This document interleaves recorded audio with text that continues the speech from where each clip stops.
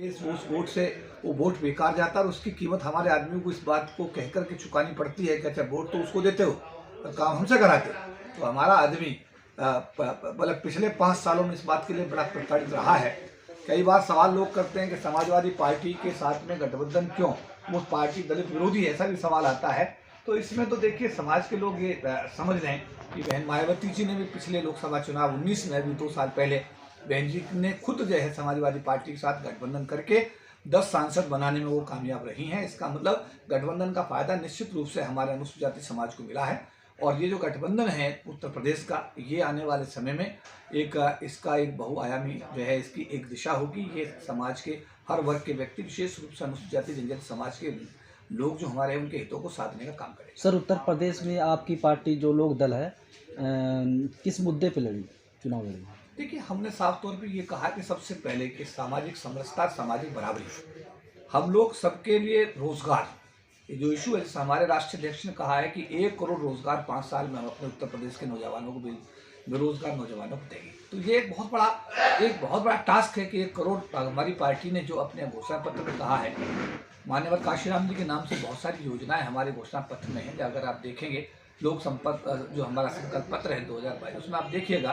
बहुत सारी चीज़ें हमारी पार्टी की तरफ से, उसमें मैक्सिमम जो चीज़ें हैं वो गरीब समाज के लिए बनाई गई हैं, गरीब समाज के हितों को साधने के उद्देश्य से बनाई गई हैं। और हमारे जो राष्ट्रीय अध्यक्ष हैं चौधरी जयंत सिंह जी, उनका जो व्यक्तित्व है वो बहुत ही मतलब एक, जैसा मैंने कहा कि वो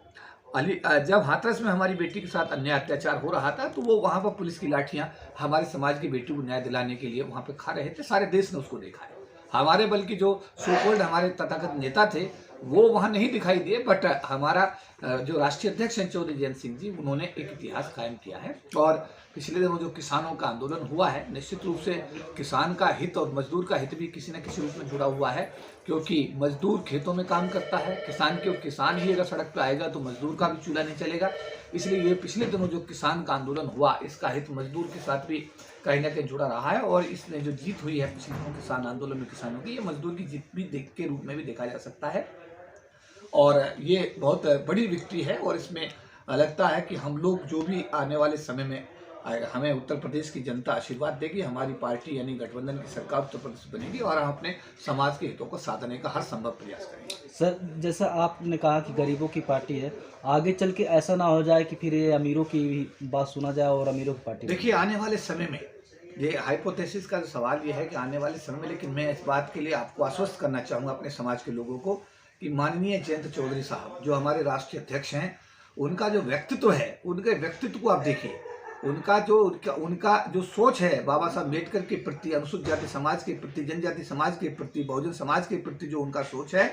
वो सोच अपने आप में इस बात को प्रमाणित करती है कि बहुजनों की सरकार आने वाले दिनों में, गठबंधन की सरकार जब बनेगी तो निश्चित रूप से गरीबों के हित सधेंगे और गरीबों को न्याय मिलेगा। जैसे कि आप सर, जैसे कि भाजपा और सपा, मुलायम सिंह यादव और आरएसएस के प्रमुख मोहन भागवत, शादी विवाह के फोटो होते रहते हैं, कई बार ट्विस्टिंग होती रहती है, कोई कहीं जाता है, ऐसा होता है क्योंकि शादी विवाह के मौके पर सभी राजनेता आपस में एक दूसरे के, समझे, कहीं का फोटो कहीं लग जाता है, कहीं का फोटो कहीं लग जाता है, छोड़ दीजिए, विचारधारा की बात है, समझे बात आप। तो विचारधारा जो है, जहाँ तक अखिलेश यादव जी की विचारधारा है या चौधरी जयंत सिंह जी की विचारधारा है, आज वो विचारधारा, नवयुगों की विचारधारा, वो पार्टी को लीड दे रही है। और दोनों ही नेता इस मामले में बहुत ही, समझे नहीं बात आप, सजग हैं। और दोनों ओबीसी समाज से आते हैं। चौधरी जयंत सिंह साहब भी ओबीसी समाज से आते हैं, अखिलेश यादव भी ओबीसी समाज से आते हैं, हम लोग अनुसूचित समाज से आते हैं। तो ये बहुजनों का जो समाज है, इसका गठबंधन आने वाले दिनों में भारत की राजनीति में एक नया आयाम स्थापित करेगा। और अभी पहले 2022 में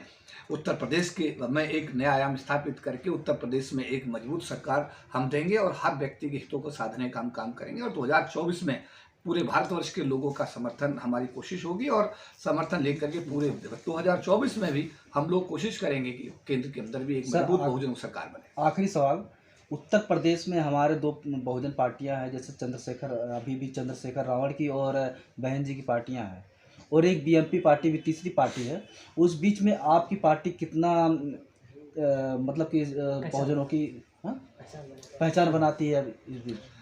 देखिए, ये तो आप देखिए सोशल मीडिया पे और आम आदमी चर्चा, जहाँ पे 2 आदमी खड़े होते चाय पीते हैं, पूरे देश के अंदर जहाँ चर्चा होती है, तो वहाँ पर आरएलडी की और समाजवादी पार्टी गठबंधन की बातचीत होती है, समझी बात आप। तो आम आदमी ने अपना मन बना लिया है कि इस बार वो गठबंधन को जिताएगा और गठबंधन की निश्चित रूप से सरकार, उत्तर प्रदेश के जो हमारे सम्मानित हमारे जो वोटर्स हैं वो हमें निश्चित रूप से उनका समर्थन मिलेगा और उनके आशीर्वाद से उत्तर प्रदेश में सरकार बनेगी और बनने के बाद में निश्चित रूप से हर व्यक्ति के हितों का साधने का हम काम करेंगे।